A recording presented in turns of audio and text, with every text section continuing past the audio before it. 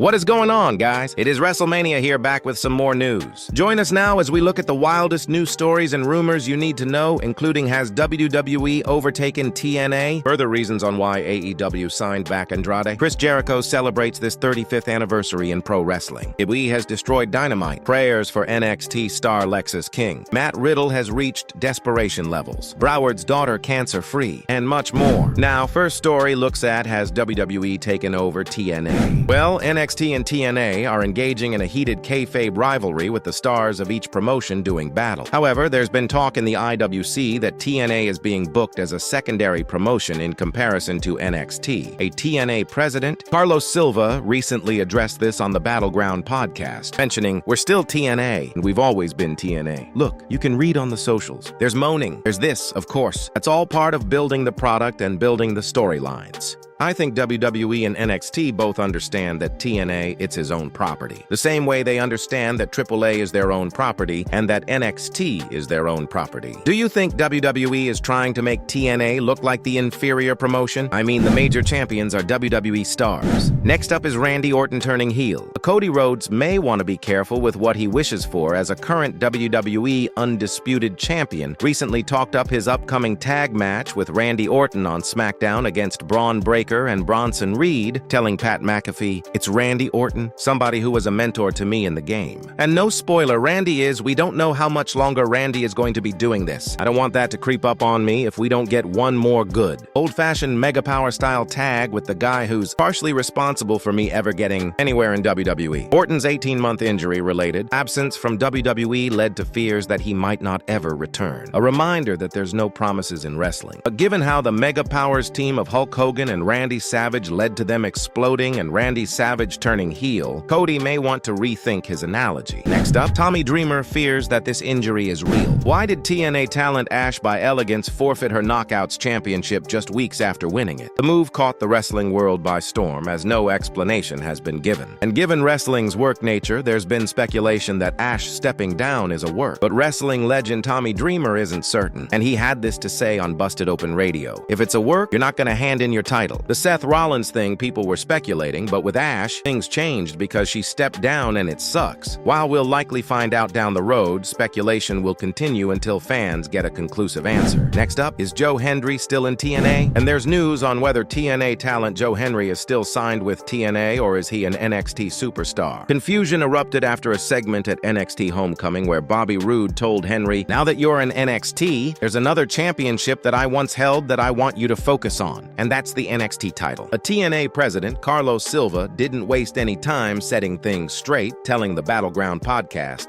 "That's correct. Joe Hendry is still a TNA guy." Caught me off guard when Roode said it as well. Yes, he is under TNA wrestling contract, and he is until he's not, but he is. Joe's been great for us. Joe's been great with WWE and NXT, and we'll continue to work through that together as good partners do. Now, it's more or less a given that when Joe Hendry's TNA contract ends, WWE is going to snap him up just like that. There's been heavy interest from the promotion to sign him. Next up, further reasons on why AEW signed back Andrade. Now, if you're curious why Andrade returned to AEW shortly after WWE released him, well, Andrade is someone who's had trouble getting over in both promotions. And he appeared at Wednesday's 6th anniversary of Dynamite, joining forces with the Don Callis family. But now, the Wrestling Observer newsletter is providing details on Andrade's WWE exit, including why he was able to show up soon after leaving the promotion, and why AEW brought him back despite Andrade reportedly leaving AEW for WWE when Andrade hinted to Tony Khan that he was staying in the promotion. They reported when WWE fired him, they didn't give him the 90-day non-compete that everyone else has because essentially they didn't care and it wouldn't require them to pay for those 90 days. The WWE not enforcing a non-compete is fascinating, given the company's policy of making even lower-card wrestlers be their time. But as for why they brought him back, a big part of bringing him in is wanting another Hispanic star to help build a company up in Mexico and on Fox Sports Mexico, since he's a big name in that country. What do you guys think of Andrade's AEW return? Will his current run in AEW be any better than his last one, or will we see him at the 2027 Royal Rumbles? Next up, Chris Jericho says it's not over yet. Chris Jericho recently celebrated his 35th anniversary in pro wrestling. Take it to social media to remember his his first match and talking about whether he's looking to wrap up his illustrious career.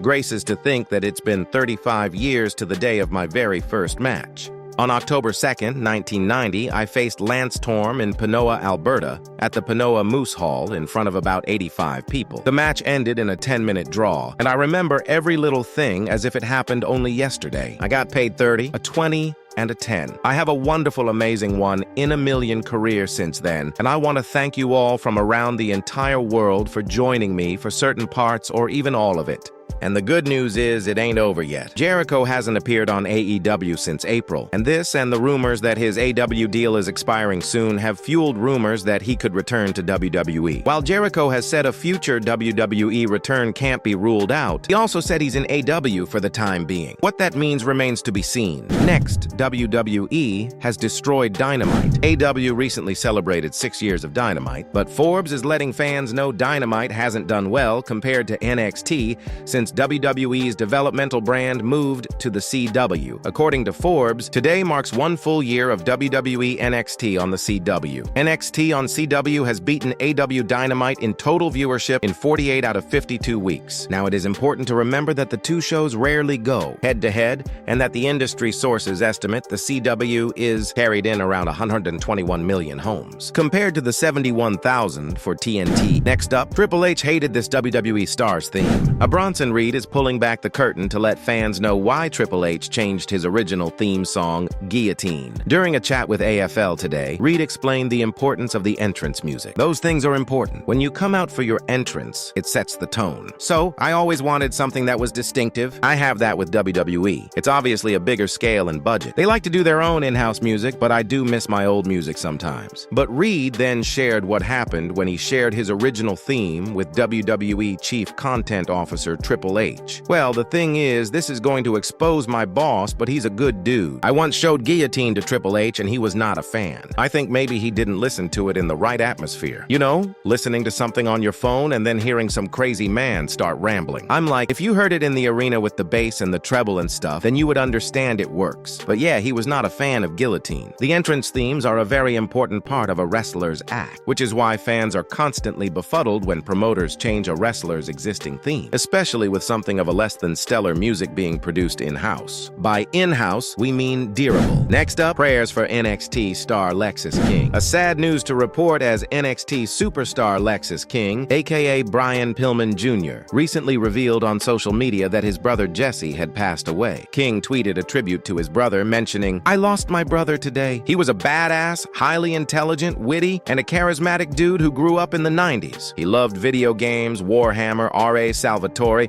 among many other cool bro stuff. Recently, we've been on Discord playing StarCraft 2 co-op together, and he was enrolled in the classes at University of Cincinnati. He was a veteran who suffered from issues after surviving some traumatic events while serving in Afghanistan. He loved his country." His last Facebook post was this: "Human kindness has never weakened the stamina or softened the fiber of a free people. A nation that does not have to be cruel to be tough. Some words to live by. The battle with your demons is now over, brother. Rest in peace, Jesse Morgan. And we'd like to send our condolences to Lexis King and his family as they deal with this news." And next up, Matt Riddle has reached desperation, and did controversial wrestler Matt Riddle, currently working in Major League Wrestling, really attack a TMZ podcaster? Was Riddle just working the fans? Well, judging by the acting, it's likely seen better acting in a porno. Inside the Ropes commented on a video of Riddle apparently going off on one of the hosts of TMZ Sports Inside the Ring podcast. Host Branson Quirk claimed that while he supports Riddle, he does not believe the former U.S. champion could knock out Jake Paul. However, the former MMA fighter did not take too kindly to the comments,